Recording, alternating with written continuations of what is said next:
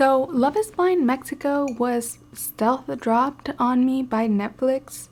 I was so ready for Love is Blind UK. I had had the premiere date all ready for months, and then I come to find out as I'm preparing to cover Love is Blind UK that Love is Blind Mexico has episodes out all of a sudden. I follow Love is Blind on socials, and I'm literally Mexican, and my algorithm knows I'm Mexican, and I get content in Spanish tailored to me all the time, and yet it was crickets from Netflix that Love is Blind Mexico was out. And after watching most of season 1 so far, I do kind of see why.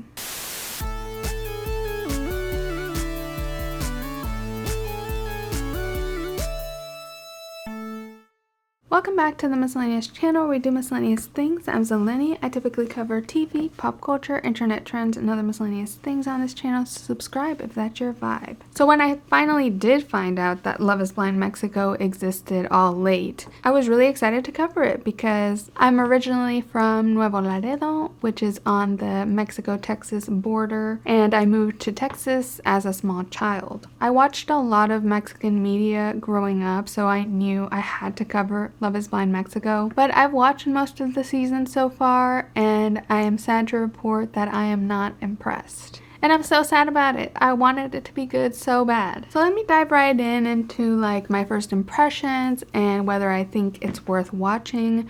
My short answer is unfortunately no. Unless you're Mexican or Latin American, it might be interesting to you to see part of your culture represented, but at the same time, you might not identify with this cast. Even before I started the season, when I was trying to look into like that it had come out and what episodes were out and stuff, I already was seeing some fan reactions criticizing the lack of diversity on the season. They cast a lot of people that look the same, that have similar backgrounds, are for the most part pretty fair-skinned, and from like privileged backgrounds. Most of the cast does reflect what kind of the upper middle class or upper class of Mexico City looks like. The season mostly focuses on people that live in Mexico City. A common term in Spanish for these people is called fresas, and they have a particular accent that's kind of similar to like the Valley Girl in English. And in my experience, the type of people they cast on Love is Blind Mexico does reflect the type of people that are cast in all Mexican media. Mexican media favors like more fair-skinned people, skinny people, for the most part. I do want to be clear that I moved to the US over 20 years ago, so I'm not the biggest expert on how Mexican culture has progressed over the past couple of decades, but based on anecdotal evidence, I think it's safe to say that colorism, classism, fat phobia, and other biases are still pretty prevalent in Mexican society, more than the US at least. I feel like the US has its own issues, but in the US, I feel like there's more shame around if people are being very bigoted out loud. And there's just more general awareness about equity issues in society. And in Mexican culture, especially with privileged people, it's kind of accepted to be bigoted out loud in certain ways. It can be pretty ingrained into the society, and it's unfortunately not a part of my culture that I'm super proud of. Just how sometimes I'm not the most proud to be an American, there are times where I'm not as proud to be a Mexican either. And it kind of makes me feel like a disconnect with my own culture sometimes. And of course, these are generalizations, and there are plenty of people in Mexico that are not biased. But if you've watched any of this Love is Blind season so far, you've probably noticed how these biases come out in different ways and how prevalent they can be with those that are in positions of power especially. So I think these power structures made the diversity on the season very lacking, and the season suffered a lot from it. With all this in mind, I don't really recommend the season, especially not if you're not from a Latin American country or you're not Mexican. It's just kind of blah. It does get a little more interesting once they get into the later episodes and the real world and stuff, but there are some things that make me cringe, that make me embarrassed about Mexican culture, because these are just not like who I would have chosen to represent Mexican culture. on international television, you know? I feel like the US has done a good job of having diverse Love is Blind seasons and seasons that reflect the region they're focusing on. And this does reflect like a certain group of people in the region they're focusing on of Mexico City. But it's all people that would kind of run in the same social circles. And maybe it's also due to people that have privilege and money being able to take the time off to go on a show like this. That might be a factor too. It just really makes the season suffer and not be very strong casting wise. And that's enough for me to say like it's a skip. And on top of the diversity issues, the production value is not giving what I wanted it to give. They don't seem to be able to afford secret earpieces. They have very obvious mics in the pod phase of the experiment. There are shots that are like out of focus. There's like choppy editing where they like cut away from a conversation that's happening to another scene and then come back to that scene, which I've never seen the US or other franchises do. It just unfortunately lacks the polish that other Love is Blind franchises have. I definitely take for granted how robust the reality TV production value is in the US and UK.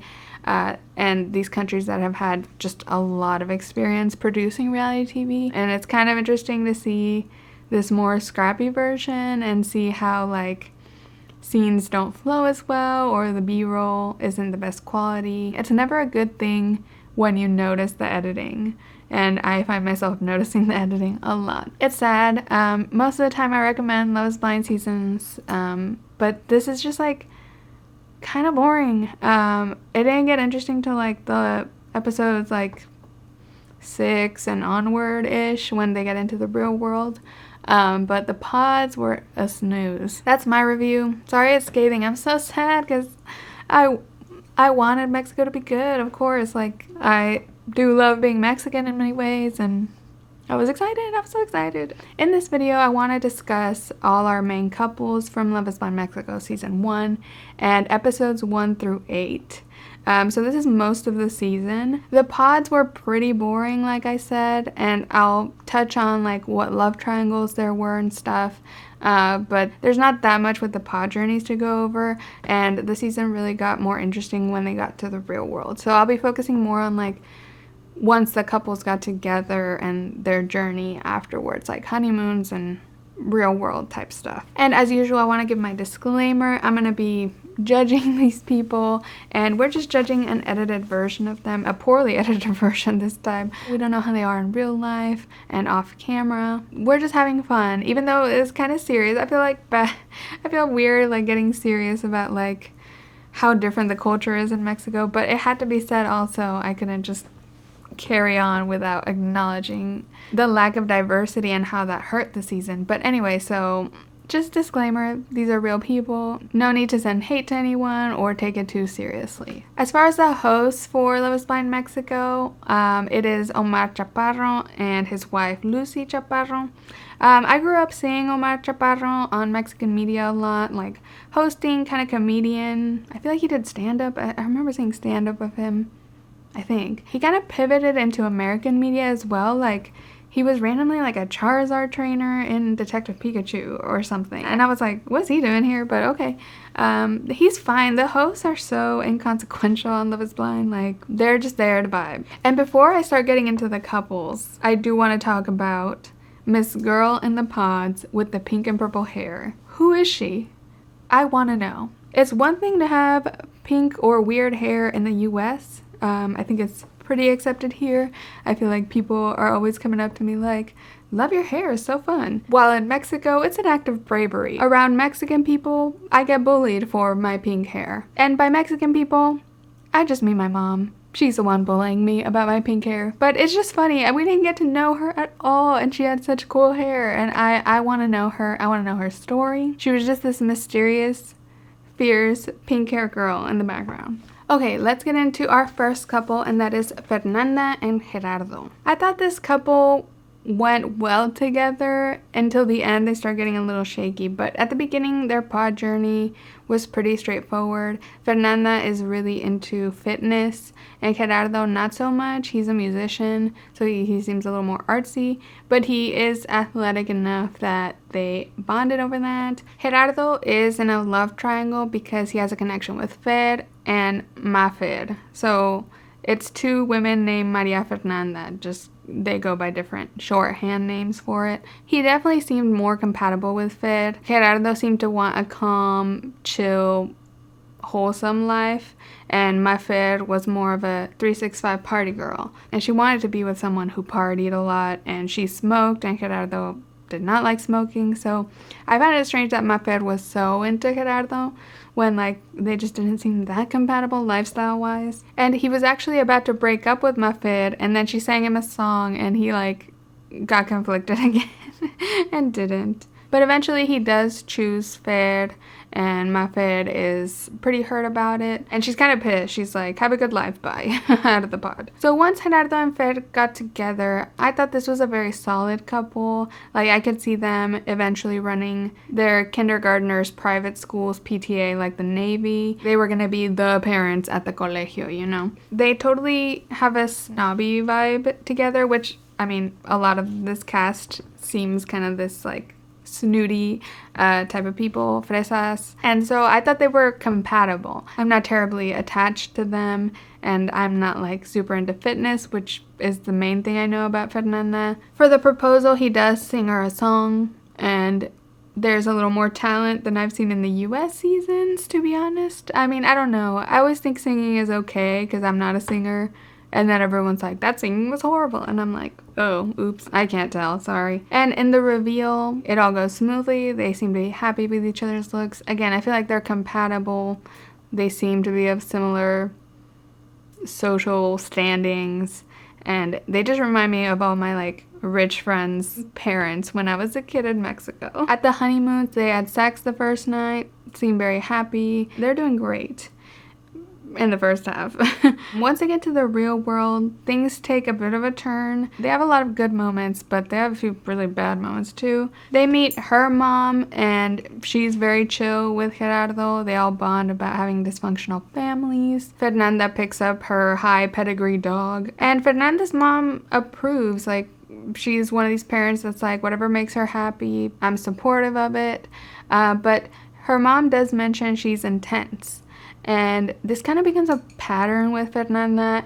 All her family and friends that we meet, they are sure to mention that she is intense, and we later see what they mean. So in their first fight, Gerardo basically just crashed in the falling asleep sense, not in the car sense.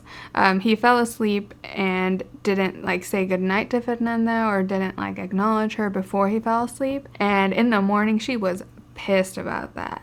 Like, so angry. I don't think that was warranted. Like, he just fell asleep. And he says, like, I just fell asleep. Like, I didn't mean anything malicious. And he actually approaches her pretty empathetically about it.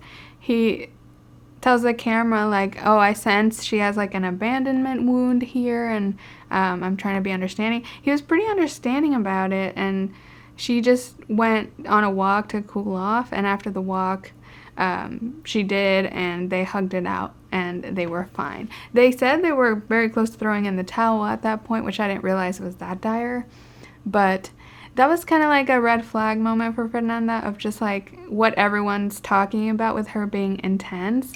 And if anything's gonna be their downfall, it's gonna be this, because otherwise this couple's pretty solid. Like, yeah, he could pay a little more attention to her and the details, but like, this was the first time he messed up something, and it wasn't intentionally malicious, so she could have just said like, hey, I didn't like that you didn't say goodnight. Next time, say goodnight if you're going to bed. But she just kind of exploded. And after this fight, I feel like their relationship becomes kind of one-sided, or like Gerardo's putting in the work and Fernanda is not as much, and doesn't feel balanced or even. She forces him to wake up early to work out, and he's all groggy, but he's down. She takes him rock climbing, and he's bad at it, and she judges him for it, but he's trying, and trying hard. He's exerting, and yet she doesn't really do much for him. They also kind of have this difference of opinion about their dogs.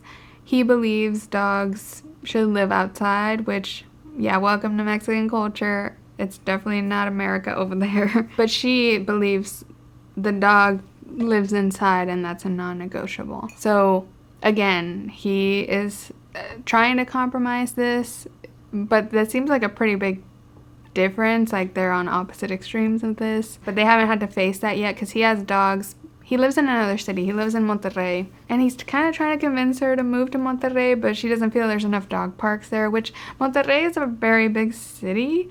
I feel like there's parks there, but I mean, Mexico City is a concrete jungle too, so like, I think Monterrey would have some parks, but whatever. Anyway, that's another kind of down the line conflict between them of like, what city are they going to live in? Again, it kind of seems like he's more down to compromise and move to Mexico City than she is to consider like moving to Monterrey. Also for like kind of a goofy reason, like Monterrey has to have some parks, like come on. And so eventually we do see Gerardo get frustrated with how much he's putting into the relationship compared to Fernanda, because Silvia has her birthday party, and this becomes one of these parties and events that all the pod people and Love is Blind people come to, all the couples come to, and he shows up alone, and everyone's like, where's Fernanda? What's up? But then they show footage of Fernanda being like, I don't want to go to this party where no one likes me, and I don't like them, and she was like intentionally not going to the party because she hated everyone there basically, and it was very confusing. And again, this is a production issue that they didn't ever explain what happened, because she mentions like Silvia was the problem, and we never saw Silvia and Fernanda have beef at all. They weren't like into the same guys or anything. They never fought before this, so it was just very random to see Fernanda like hate Silvia, and Silvia's like one of the most friendly, nicest people on the cast, so it was just like, why does Fernanda hate Silvia all of a sudden? Why aren't they explaining it to us? It's definitely a big production faux pas. If you were watching with subtitles or anything, you didn't miss anything. It's confusing. I was so confused by why Fernanda wasn't there, and I get it more than anyone, not wanting to go to a party, not feeling up for it. After the party, when she regroups with Gerardo, she's like, oh, I just kind of needed the time alone and time at home. But it was weird because before the party, she was very heated about not going and hating people and like, fuck that party, basically. She just needed an introvert moment, but I think she just struggles with like untangling her emotions and figuring out what she's feeling and why, and I don't know if she's figured that out for herself yet or what, but that was bizarre, and as a native fluent Spanish speaker and Mexican, that didn't make sense to me either.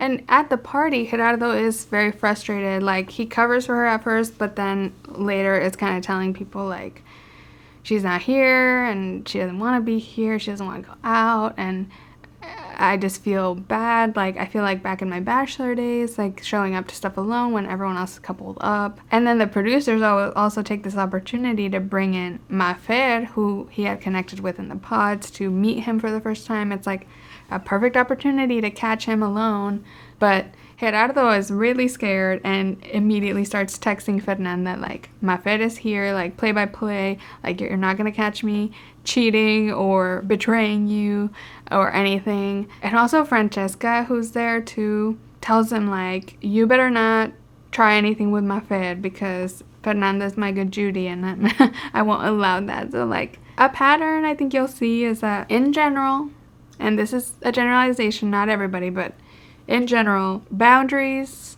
are less existent in Mexican culture than I think in American culture. You see a lot of these couples meddling in each other's relationships, having opinions about each other's relationships, saying it to their faces, a lot of family boundary issues, which we'll get to. It was interesting how like Gerardo was terrified of Mafer showing up and, like, him getting framed for anything, even though he didn't do anything nefarious with her or anything. And they did have, like, a one-on-one closure conversation. He acknowledges she's attractive. She says she wouldn't have gone for him in the real world, but she would have been down to continue based on their connection in the pods. But nothing comes of it. They're very, like, friendly towards each other, water on the bridge kind of stuff. And also, I don't know what the fascination is. I mean, I know because Mexican culture is just different. But I don't know, the obsession with this cast, and anytime they're in a group setting, they are putting each other on blast for, like, the embarrassing, cringy, cheesy stuff they did in the pods. For example, everyone there calls out Mafer, like, didn't you write Gerardo a song in the pods?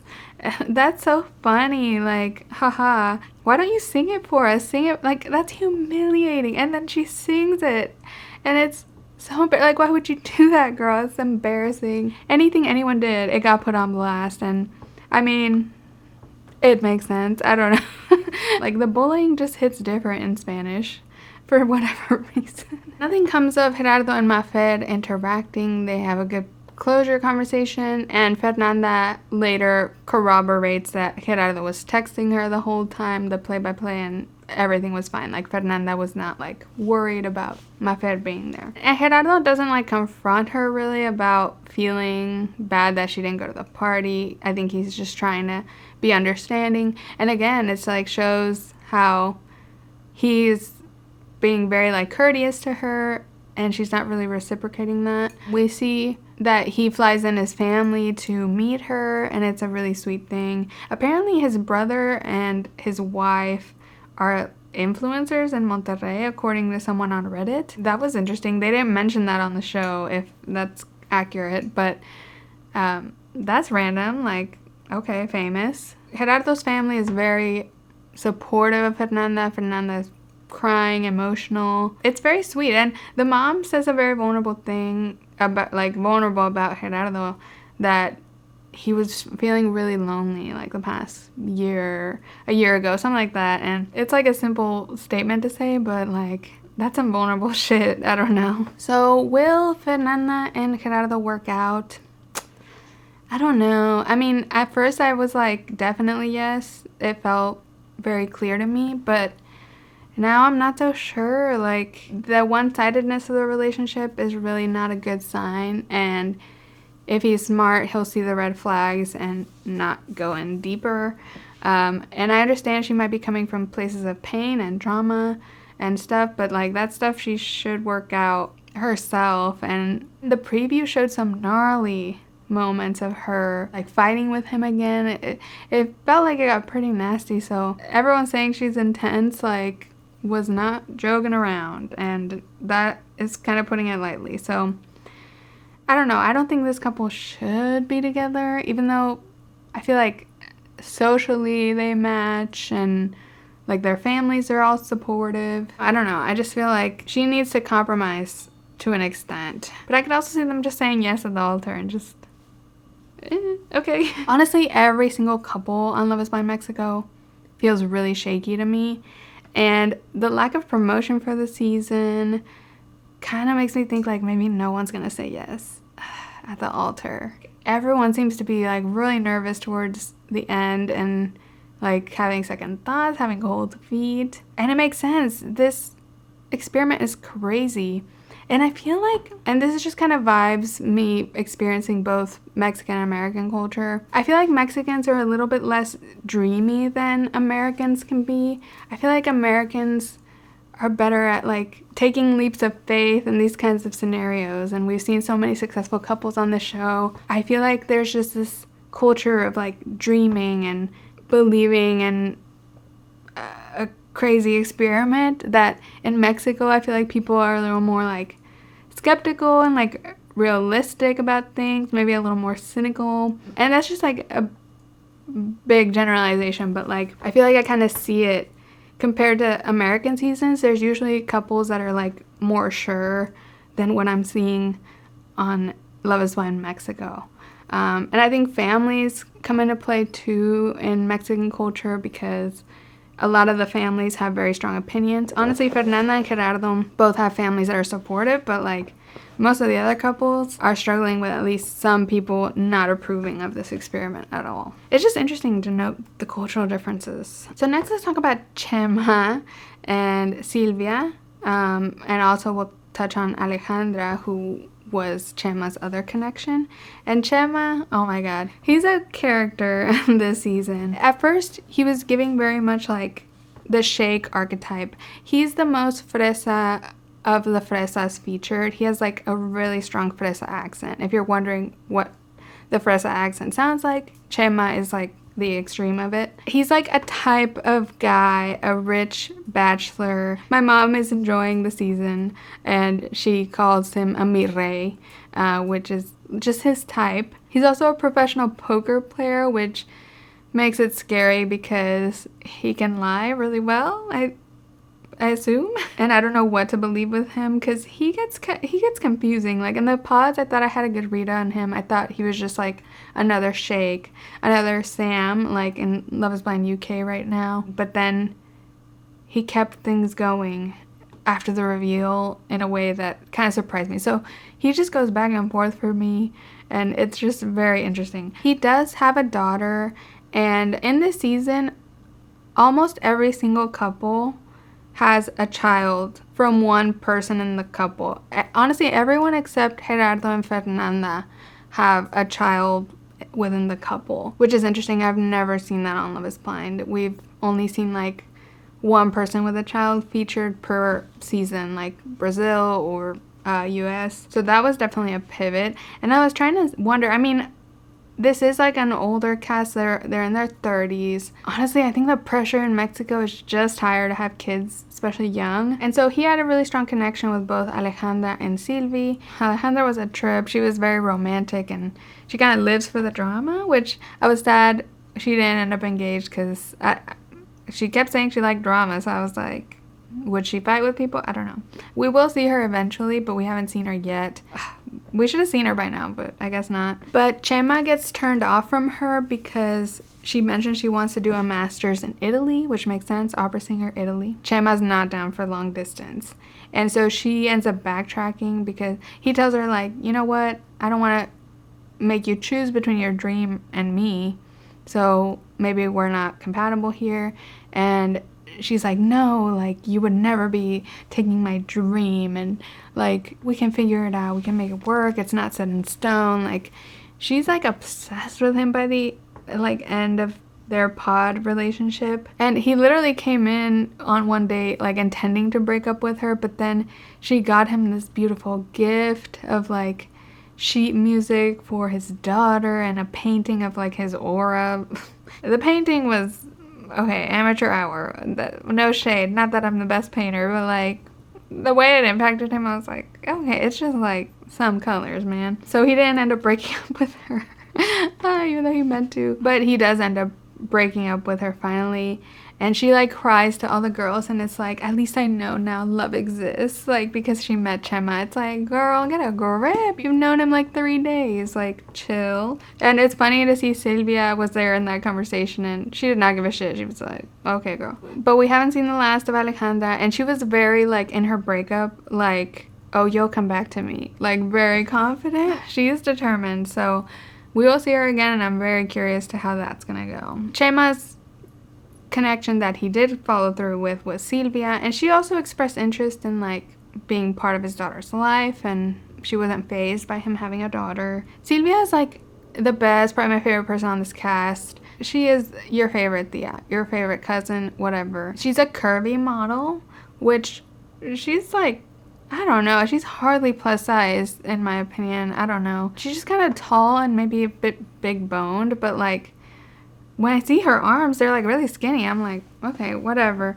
Mexicans, from my experience, Mexicans are obsessed with weight. I mean, not all Mexicans, but my family definitely 80% of the time talked about weight, who's fat, who's skinny now, what diet you're on. That was all I heard growing up. Ugh. Silvia also had these bandana boots that were like so bad they were good as a fashion moment. Like, give her the golden boot, these bandana boots. Like, I'm kind of into them. And she chose Chema pretty early, but, you know, he was deciding between her and Alejandra.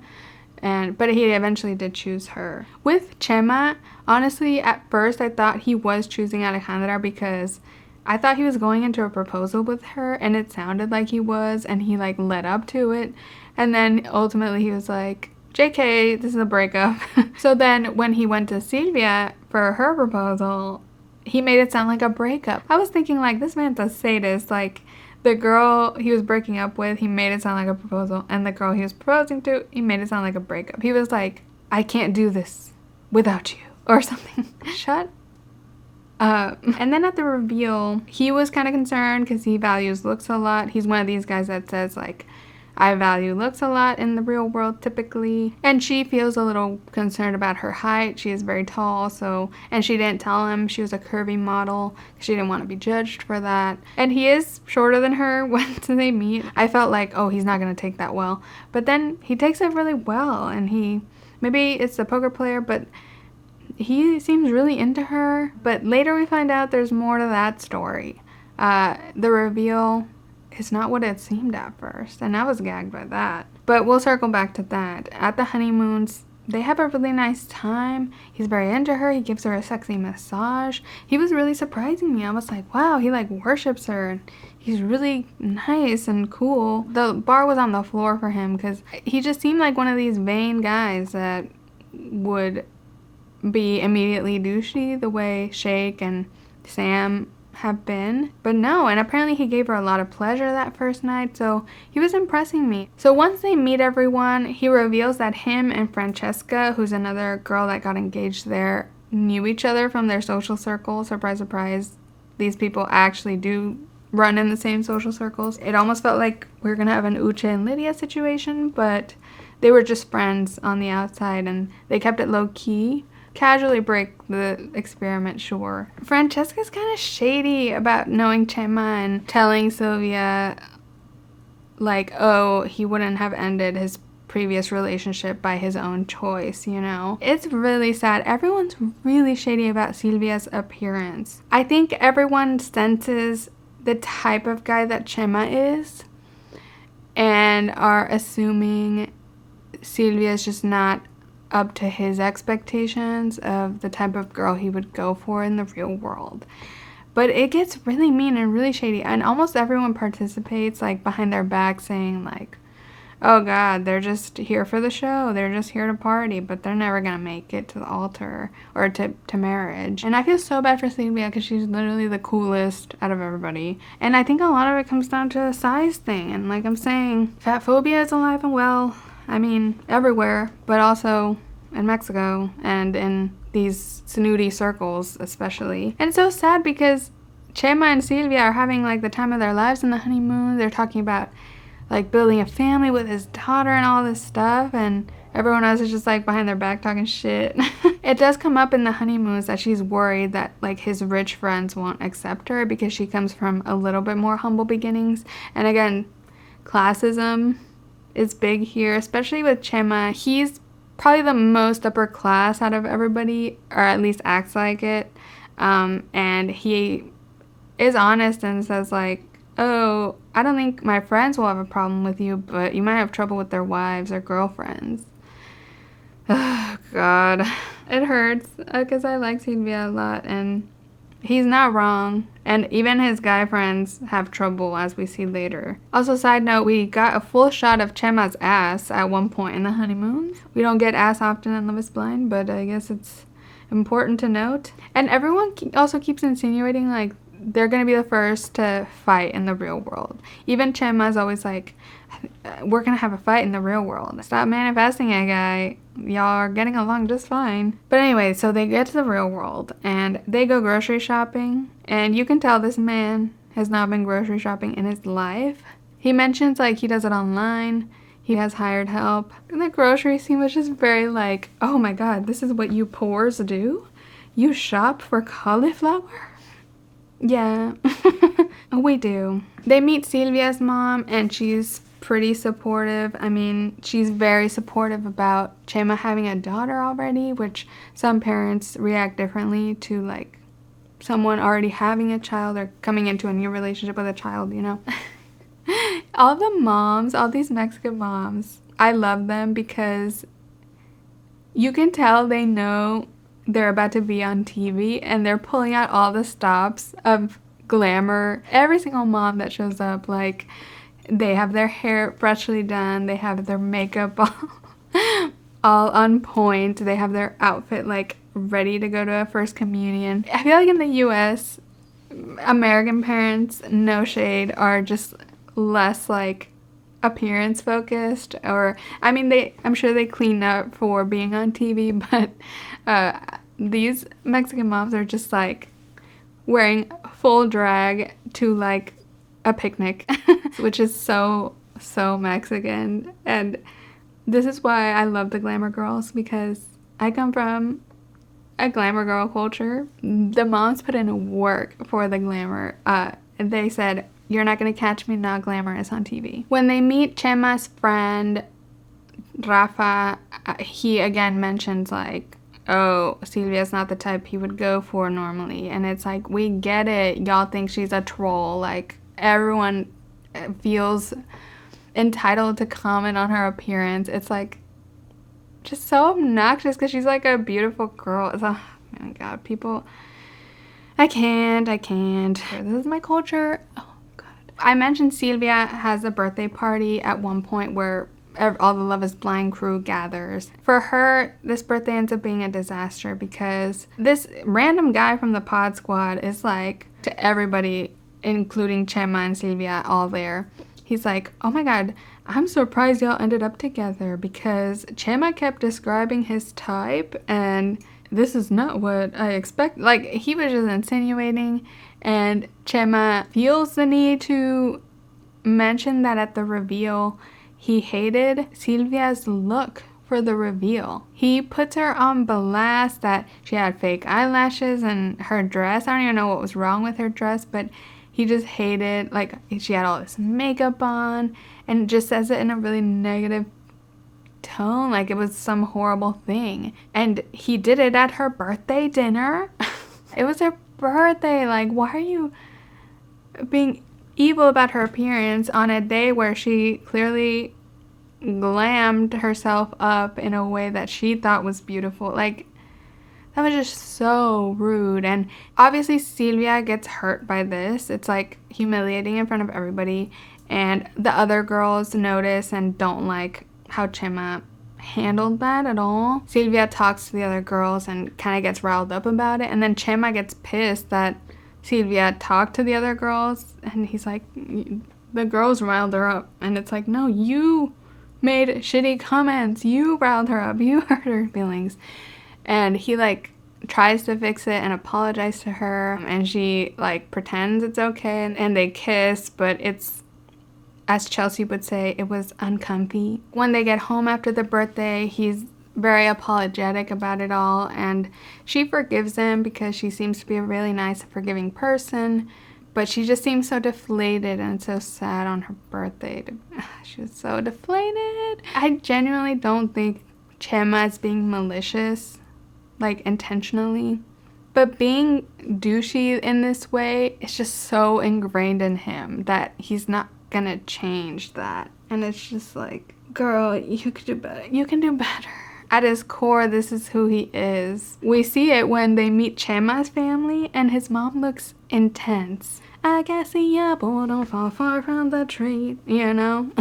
It doesn't, because his mom is severe and she does not approve of this experiment.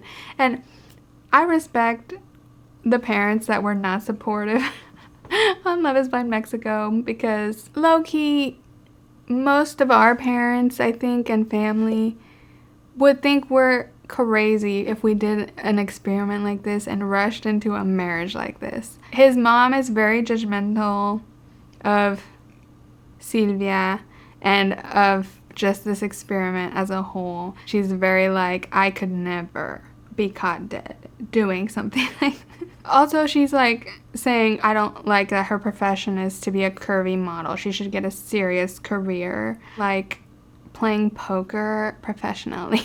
Is that a serious career?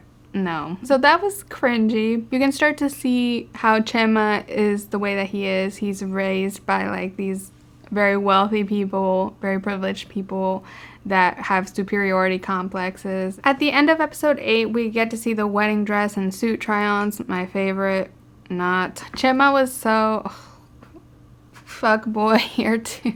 He was like, oh my god, when she sees me in this tux, she's gonna faint. So will they make it?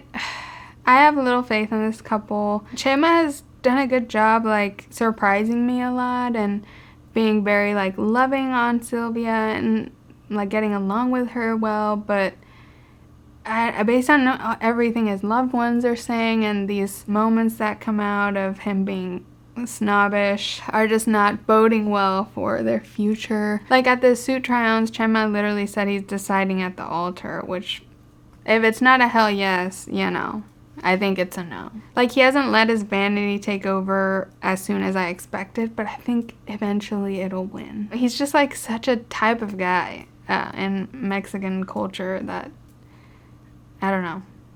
So next, let's talk about Fernando and Karen, and we'll also touch on Irais, and it gets kind of like tangled up here.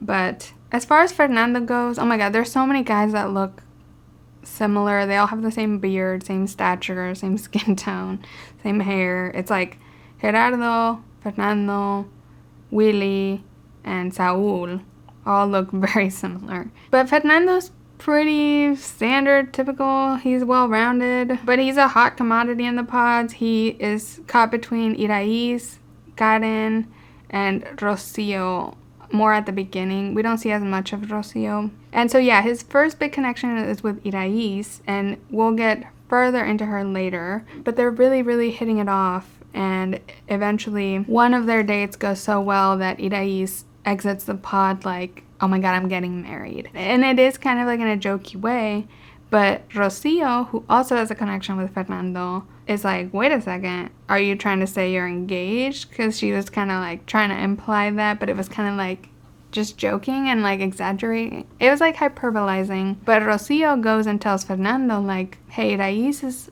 over here saying you're engaged. Are you engaged with her? And he's like, no. And so Fernando becomes very turned off by Irais after that, like mad that she's jumping the gun. And so Fernando then confronts Irais about it, and Irais is like, no, I was just kind of joking. Like, she denies saying that she was engaged to the other girls. And Fernando doesn't know who to believe, but Irais was pretty convincing, and he just kind of chalks it up as like, oh, Rocio is just a chismosa. And I felt so bad for Rocio because, I don't know, I do think Irais was joking in her tone and just exaggerating, but Rocio getting just cut off from that. And then she tried to tell her side of the story to the girls, and they had already made up their mind and just kind of shunned her. But in the end, him and Irais just don't work out, and he ends up vibing the most with Karen. Karen is an interesting character this season. She has like a telenovela backstory, and it gets really intense, and there's abuse, so trigger warning. But if you watch the show, you know what I'm talking about. Her previous husband, she found out he was gay, and she threatened to out him. Homophobia, again, is more prevalent in Mexican culture as well as all the other things, which is not the right thing to do on her part, but then he was violent towards her. That's how ingrained the homophobia is, unfortunately. It's so sad. She has a daughter who's 11, which a lot of these people have children that are kind of old. Like, they clearly had these children when they were very young. So just very interesting how different it is from other seasons of Love is Blind. Karen is torn between Fernando and Saul, but Karen is kind of freaky. She talks about very openly about her sexual preferences, and she has very intense fantasies and down for like opening the sexual relationship and swinging and threesomes and all that, which kind of good for her being open, but also her family's gonna see this, and that's so embarrassing. And she has a child, so it's just like, it's hard because it's like sex positivity is good, but then also, oh my god, this is international TV and Mexican kids are ruthless. I could see a scenario where classmates bully the daughter for things that have been said. I don't know. It's just like Saul is kind of turned off by her sexual preferences and Fernando is not. So her and Fernando end up together at the end. First, they become boyfriend and girlfriend. Later, he proposes. At the reveal, they're both very into each other. They run quickly and make out. In the honeymoon, they confirm they are each other's physical types. Fernando does mention that Irais, like, back in the pods, professed her love to him. It's called se declaró in Spanish. It's more of a thing of, like, when you profess love, usually, or, like, ask someone to be your girlfriend, boyfriend.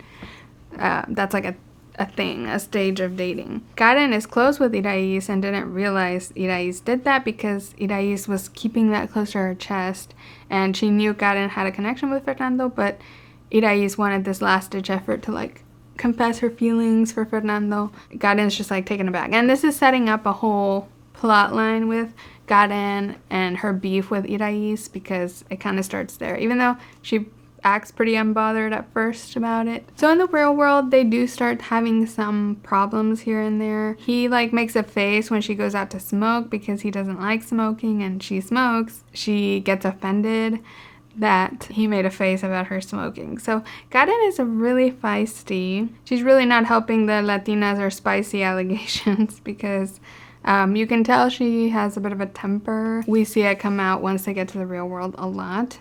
And the smoking thing is not really resolved. I feel like that's just like a disagreement between them and he really doesn't like the smell of smoke and she really does not want to quit or intend to. So it's kind of like, what's gonna happen? I don't know. When they get their cell phones, Irais is already texting Karen immediately, wants all the chisme. Irais still thinks they're friends, but I think Karen is a little more cautious now that she's learned. She actually saw Fernando unpack the teddy bear that Irais got him when she professed his love. It's just setting up this seed that Karen is no longer trusting Irais, even though they had been close friends. I mean, it was because they were close friends and Irais did this all behind her back that she's like, oh, she's not a real friend. They actually end up fighting at the carne asada, which is like the first gathering in the real world of everybody, and Irais shows up with Rene because Irais wasn't on the honeymoons because she had a debacle that we're about to get to, but Irais ended up having like a Zach and Bliss moment where she met up with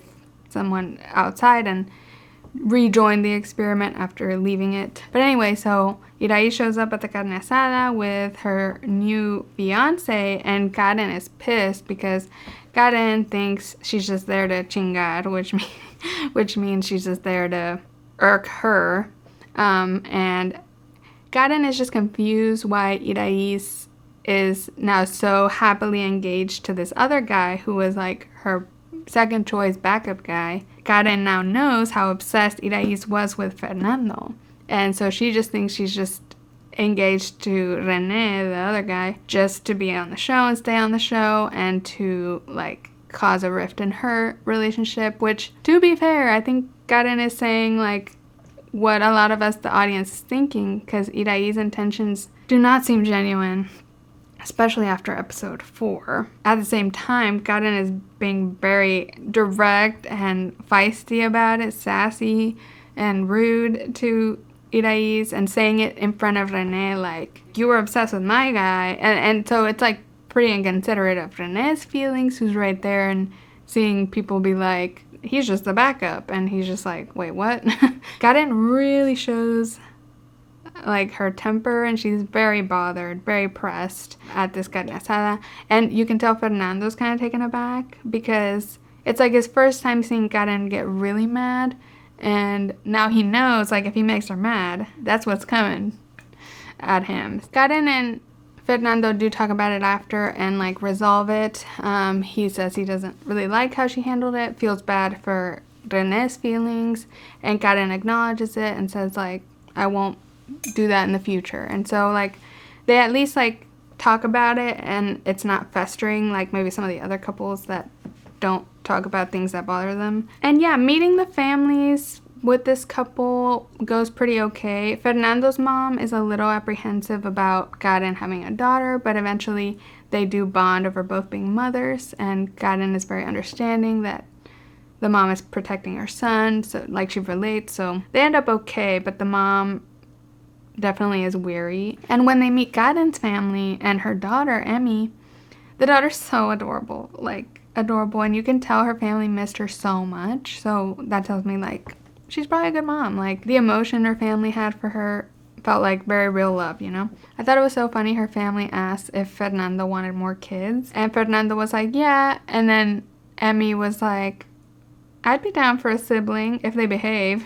That's tea, girl. And then at Silvia's birthday party, Karen actually apologizes to Rene, because Rene is there, which is Irais' fiance, apologizes for how she handled the carne asada fight and like how she was rude in front of him and stuff. And that was really sweet. I think it showed she's willing to apologize and be upfront about it. And I'm wondering if at the carne asada maybe she was tipsy and that's why she was extra sassy and had no filter. After this, they hang out with Emmy. It seems to be going well. Karen is just very apprehensive because she has a daughter, and she's worried about like if she goes to the altar and one of them says no, like she doesn't want Emmy to witness that, which makes sense. So that's kind of like the heightened stakes with this couple. And Emmy's so cute. She like brings them gifts and makes them like bracelets and a card. It's adorable. At the end of episode 8, this couple is actually the cliffhanger because Fernando receives a call from his ex and he's being kind of secretive about it to Karen, and Karen starts getting really heated,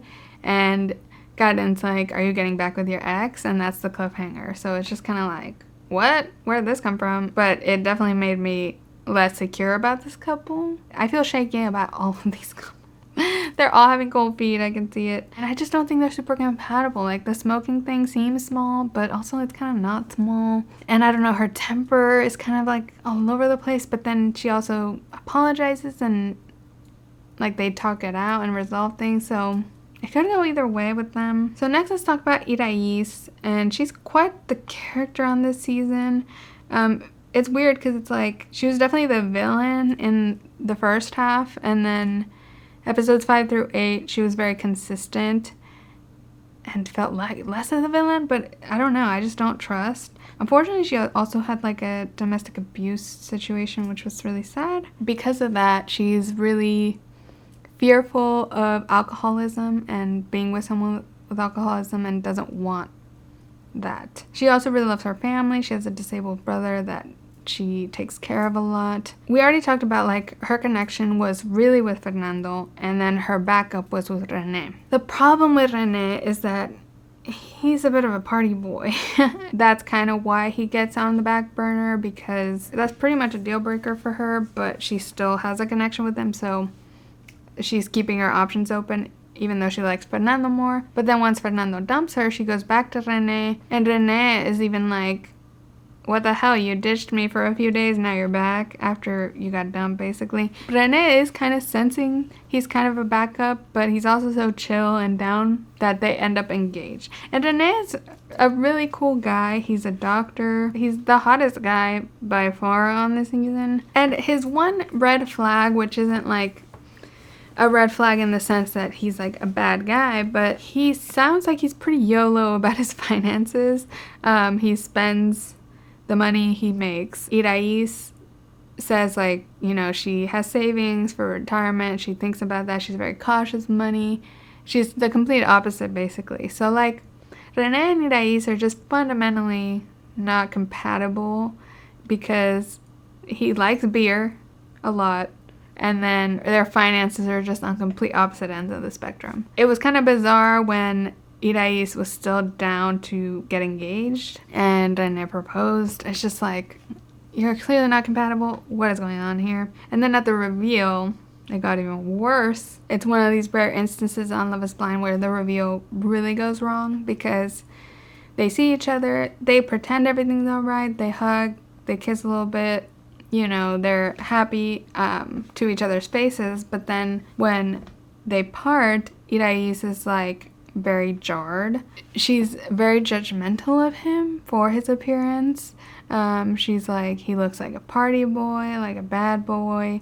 Like the piercings are like wild to her. He has a subtle nose ring. It's hard not to suspect there's some colorism or classism involved here, just because Rene is like a shade darker. Literally, you're just making these assumptions on how he looks. The man is very attractive and he's a doctor. His appearance is like the farthest thing from the deal breaker. If anything, his finances are the deal breaker, and she learned of those earlier, so she had a chance to tap out at that point. It was just very judgmental, and it just made me not like her at all, and I was just like, man, she's a bitch. And then you see like all the previews for the next episodes, and they all have her in a wedding gown, and the preview had her in a wedding gown, so it's like, oh shit, she's coming back. Because the producers basically tell her, like, you can't continue if you don't like him.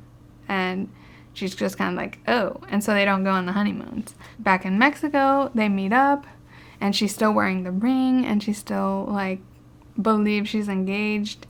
And she chalks it up to, like, oh, I was just overwhelmed that day. I had a lot of emotions. Like, I'm still down to be engaged and get married and whatever. And Rene is such a chill, go with the flow guy. He's just like, cool, I'm down. Have some self-respect, man. Like, she left you at the reveal. Like, I feel like that's not grounds for recovery of the relationship, let alone the engagement. I think she's just desperate to stay on the show, or just desperate to get married. It's one or the other. I will give it to her that, like, for the next few episodes, she was unwavering on Rene. She thinks he's very handsome. Like, she really likes him. But I'm confused if, like, she just wants to be on the show that bad. Like, after the reveal, did she realize, like, oh, I need to lie to these producers to stay on here? Or does she really want to get married and it's just like, I'll just marry anybody? On top of how she treated him at the reveal, like, there's compatibility issues there, and they just don't seem like a good match. And so in the real world, I mean, we see them at the carne asada, and Karen gets really sassy with her, and Irais handles it actually really well, really calmly. She takes it as like, oh, Karen's just projecting her own insecurities. It's a very just mature reaction, to be honest. She doesn't take it personal. The switch up on Irais was so crazy. Like, it's so different from episodes 1 through 4 and then 5 through 8. They meet her family, and her family's lovely. That also helped humanize her. Like, you saw her siblings, and they love her, and her mom loves her, and she's the eldest daughter, and she takes that responsibility seriously, and they approve of Gato. Excuse me? Gato has something to say. Seeing Irais' family helped humanize her and see, like, her soft side. But then when they met Rene's parents, it was a whole nother story. Honestly, the scene of meeting Rene's parents was worth watching this very dull season of Love is Blind, because it was wild and hilarious, and, like, it was insane. So, like, his family immediately is judging Irais. I mean, she sticks out like a sore thumb. This is one of those instances in Love is Blind where, like, it feels like the costuming is deliberate. She's dressed so conservative and kind of snooty, and his family is dressed, like, super fierce. I mean, he has 2 sisters there. They're very bitchy to Irais, but they are serving looks, so I forgive them. They were like, we are gonna stunt on TV today. They really don't approve, and his parents don't approve. His dad is like, so this is a reality show? Like, judging hard. But, like, his family was very negative about the experience, but, like, it was honest. Like, I think a lot of parents would react like this and would think this is crazy, because it is. His sisters were very, like, protective, and this is not uncommon for sibling relationships to be like this, and, like, for family boundaries to be very loose like this or non-existent. His sisters very much don't approve of Irais. The sister's like, I'm a lawyer, I'll take care of the divorce. It's like, girl. And the sister's like, I don't want to be rude, but then she's rude. she's worried about this alcohol conflict between them because she doesn't want Rene to change. The sisters are not having it, and it was hilarious. From the few reactions I've seen on Reddit, like, this scene was very polarizing, but I just thought it was great TV, and it was raw and genuine. Even the dad acknowledging this is a reality show, like, that's cool. It's like breaking the fourth wall, and it's like, yeah, we're on a show and it's ridiculous. And also, of course, the topic of kids comes up, and the dad is like, new generations these days don't want to have kids. It's like, why are the new generations catching strays? Like, what is because Rene has a vasectomy, and it's like, that's fierce. He took birth control into his own hands, and he's like, if we have a kid, it's not going to be an accident. It's going to be planned because of my vasectomy. And his parents are just like, what is it with Mexican parents and just wanting kids? Like, ugh. This scene felt all too familiar. But it was everything. Like, this was finally, like, high conflict, high drama. It was hilarious. And the funniest thing about it all is that Rene is so chill and cool and clearly does not give a crap what his family thinks. He has a vasectomy. He's very all in on this weird, incompatible marriage. It's bizarro, but it's so funny. When they mention the date of the wedding, the family is literally like, are you conscious? Like,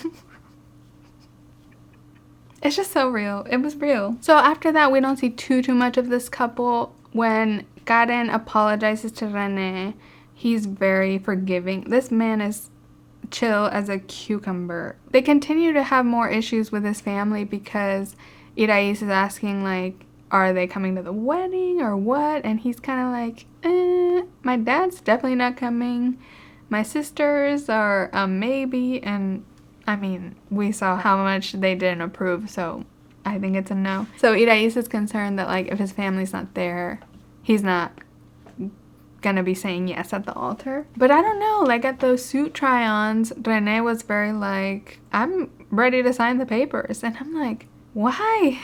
What do you have in common with this woman? Like, he's so much cooler and more carefree and all these things, and I don't know what Irais is doing. I'm so confused because she's so, like, unwavering. She's, like, so down for marriage. I don't know what to predict with this couple. Like, Rene seems very down.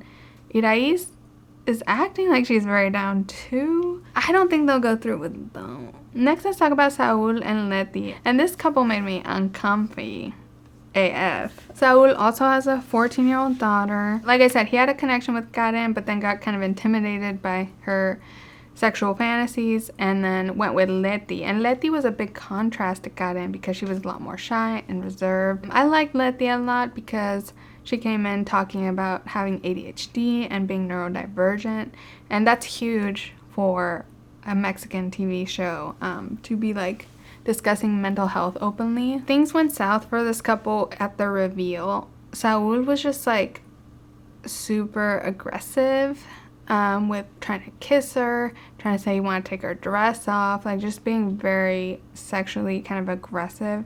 It was very uncomfortable to watch. Like, she got the ick immediately, and I think a lot of people would with that level of aggression. I hated it. It was uncomfortable. So at the honeymoons, this discomfort just continues because I think she got the ick big time and there was no recovering.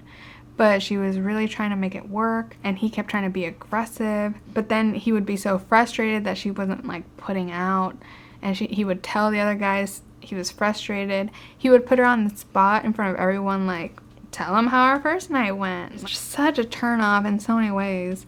And he kept saying, like, I can't force her to change. I'm giving her space. I'm doing this and that. But then he'd be aggressive. And then he'd put the blame on her, be like, oh, she teases me, and then mentions my daughter and says we shouldn't go further to not disrespect my daughter. Like, I do think Leti was not being very transparent about her feelings, and she probably should have backed out earlier when she got icked out. He just kept, like, messing up any progress because he would just get aggressive and she would retreat more and more and more and withdraw more and more. Also, he was very gross about when he saw Karen for the first time, who was this other connection, and saying, like, oh, she's, like, sex material, but not wife material, not marriage material like Leti. Like, it's just very judgmental and sexist. So I did not like Saul at all. I don't know.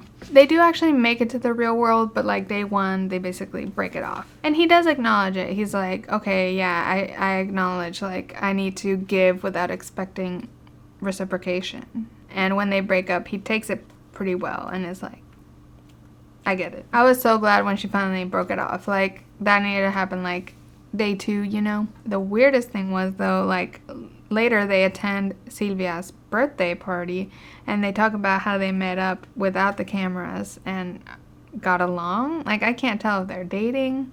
It wasn't really explained, but I was like, no, we were doing so good here. Maybe we'll find out more at the reunion if there is one. I don't understand where they're at in their relationship, but I don't think they're getting married anytime soon. So finally, let's get to our last couple, and that is Francesca and Willy. They're kind of the couple I forget about sometimes, and they have a very, like, one-note storyline. Francesca has an 11-year-old girl named Mila. Willy seems very comfortable with that. Francesca and Willy don't have any other connections, so their pod journey is very straightforward. The story with Willy the whole season so far is that he is hesitant about the experiment. He's a ball of anxiety. It's almost like he stumbled his way onto Love is Blind and didn't realize what show he's signing up for. And Francesca is very sure of what she signed up for and is like, this is what we signed up for. She's very sure of herself. And Willy gets kind of intimidated by that. And that's basically their whole story the whole time. Like in the honeymoons, again, he keeps saying, I'm anxious. He's like, are you anxious? And she's like, no, I feel peace with you because I like you and love you, whatever. And that's just their recurring theme. Compatibility-wise, Gato, please. Compatibility-wise, this couple is great. They had relations the first night. Their review went fine. He's like the only man with some decorum in the group settings when everyone's talking about their sex lives last night. He's like, you know what, I'm gonna keep that private. And it's like, finally, someone, you know, not putting their partner on blast in front of everybody. How refreshing. Willy is just very skeptical of the experiment and just like thinks it's crazy, but he's doing it, but he's like, this is crazy. He's just anxious. And Francesca's fine. Like, again, she comes from this world of like Chema and like these fresa people that kind of have superiority complexes, and I didn't like how she talked about Silvia and how like she's not Chema's type and all the things because she knew Chema before. When they discuss meeting each other's families, he's a ball of nerves about how his family's gonna be. He's like, they're conservative. When they meet her family, it's all chill. It's like a FaceTime, but her daughter's super chill. But he's like, my family's more conservative, more traditional, blah, blah, blah. And then we finally meet his family, and they're super chill. And his parents are super chill. And they all just confirm he's a bad communicator. And so we kind of get down to the bottom of what the issue was. And it's just like, oh, he's bad at communication, bad at emotions. But actually, before they meet his parents, they have this big fight that I thought was a full-on breakup, but wasn't. And again, this is like a production not telling the story the best way. Willy finds out the date of the wedding and he panics because it's really soon. And he like breaks up with Francesca, but then Gerardo and Fernanda come over, the other couple, and try to like talk them through it. This couple has leaned a lot on Gerardo and Fernanda. I don't understand. So there's this whole thing where like Willy says he's like a piece of paper. It's giving like, do you ever feel like a plastic bag drifting through the wind? He's saying he's a piece of paper, but Gerardo says like, no, you're a paper boat, or it's a paper boat and you're on the paper boat. But then Willy's like, I'm leaving the paper boat. If you're wondering if this paper boat metaphor is a Mexican thing or a Spanish language thing, I don't believe so. It's not a metaphor my family uses. Maybe in other regions, I don't know. But if you were confused, I was confused. Willy was ready to throw in the towel here, and Francesca was devastated. But then I think the pep talk helped, and they just went to sleep. And then the next morning, they were still together. I think they just agreed to like take it day by day instead of worrying about the wedding because Francesca was putting a lot of pressure on Willy to be like sure about the wedding, to say he was going to say yes at the wedding, you know, all the things about the wedding. And Francesca decided to be like, let's just not think about the wedding. Let's go day by day. And that works for Willy. So they're good? Question mark. It was confusing and it was just not, the story was not told in the most clear way. I assume they just missed stuff on camera and had to like recreate some of it. It just ended up with whatever that was. Willy ended up having even more appreciation for Francesca after this because of how she handled that. He liked how she compromised and like made him feel at ease. And then it's after that they meet Willy's family and they confirm, oh, he's a bad communicator and doesn't like dealing with his emotions. And Willy agrees and is like, I just have to grow a lot in that. And Francesca's really good at that. So his family loves her. They end up in a good place at the end of episode 8. When they see his apartment, Francesca's very like, this will do. And it's a fucking gorgeous apartment. Like, okay, rich. So they seem good. What? I don't know. Will they make it? Maybe. Oh my god. I mean, he's already almost left, so he seems to be like the type to get cold feet at any moment. But I'm rooting for them. Like, out of everyone, they've had the least like concerning toxic moments. Willy seems anxious, but that seems to be the only hang up, and it seems like he's willing to work on it and has worked on it. Are they the couple I'm rooting most for? They're the couple I forget about the most, to be honest, but I guess they're the couple I'm rooting for the most. Wow, what a revelation. Thank you so much for sticking around for this discussion. I would love to hear your thoughts, especially if you're Mexican or Latin American. It can get very serious with some of the topics touched on in this video, but it's just a show. You don't have to watch it. It's not the best. I think the fan reaction will speak for itself and maybe they can do better in future seasons. I just think they'll have more drama, more variety, more dynamics if they spread out the types of people they cast. I would love to hear what you think is going to happen at the altar. I think no one makes it just because the way they're not promoting this season at all, or this franchise at all, gives me bad vibes about the ending. We shall see, but that's my prediction, that no one says yes at the altar. No one goes through with it. And let me know if you want me to cover the finale and if there's a reunion of Love is Blind Mexico. It's kind of hard because the season is pretty subpar, but I probably will cover it. But I'll see how this video does. I'm also covering Love is Blind UK right now. So thank you for your patience on my video schedule in the coming weeks because some videos might be a bit delayed. Please like this video and subscribe to my channel if you enjoyed. I put out new videos whenever I feel like it about TV, pop culture, internet trends, and other miscellaneous things. And you can follow me at Miscellaneous on Instagram or Twitter to keep up with me, or just turn on the bell notification here on YouTube. Muchas gracias por ver este video y los veo en el próximo. Bye!